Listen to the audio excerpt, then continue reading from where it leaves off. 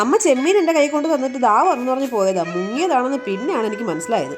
എന്തായാലും പെട്ടു, എന്നാ പിന്നെ അംഗം തുടങ്ങാല്ലേ. കത്തി എടുത്തപ്പോൾ അച്ഛൻ പറയാ വെട്ടാൻ പോകുന്ന ചെമ്മീനാണ്, അല്ലാതെ പോത്തിനെ അല്ലാന്ന്. കഴുകി വൃത്തിയാക്കി എടുത്തപ്പോൾ ഇത്രയേ ഉള്ളൂ, ബാക്കി ചെമ്മീനെല്ലാം ചാടിപ്പോയോ.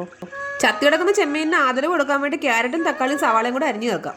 പാവം പിടിച്ച ഉള്ളിയും വെളുത്തുള്ളിയും ഇഞ്ചിയും കൂടെ ചതച്ചരച്ചെടുക്കാം. ഉറയും കിടക്കുന്ന ചെമ്മീൻ്റെ മണ്ടയ്ക്ക് മുളക് പൊടി, മല്ലിപ്പൊടി, ഗരം മസാല, ഉപ്പ്, കുരുമുളക് പൊടി ഇത്രയും ചേർക്കുക. പിന്നെ വെട്ടിക്കൂട്ടിയ പച്ചക്കറിയും ചതച്ച് വെച്ചിരിക്കുന്ന സാധനങ്ങളും. ഇനി ചെമ്മീനിന്റെ കണ്ണിലും മുക്കിലും കയറാത്ത വിധം എല്ലാം കൂടെ ചേർത്ത് നന്നായിട്ട് മിക്സ് ചെയ്യും. ഒരു ഭംഗിക്ക് മല്ലിയിലയും കറിവേപ്പിലും കൂടെ ചേർത്തോ. ഇനി എണ്ണ ചൂടാകുമ്പോൾ മസാലക്കകത്ത് കിടക്കുന്ന ചെമ്മീനെ ആദരപൂർവ്വം ക്ഷണിച്ച് കിടത്തെ ഇരുത്തെ നിങ്ങളുടെ ഇഷ്ടം പോലെ എന്താണെന്ന് വെച്ച് ചെയ്തു. ഒരു സ്പൂൺ അതിനിടയ്ക്ക് തിളച്ച എണ്ണക്കകത്ത് ചാടി ആത്മഹത്യ ചെയ്തു. തീ ഇച്ചിരി മാറ്റി കൊടുക്കുക, ഇല്ലെങ്കിൽ കരിഞ്ഞു പോകും. ഇനി അടച്ചു വെച്ച് നന്നായിട്ട് വേവിച്ചെടുക്കുക. ആ വെള്ളത്തിലും എണ്ണയിലും കിടന്ന് ചെമ്മീനും നന്നായിട്ട് വേകട്ടെ.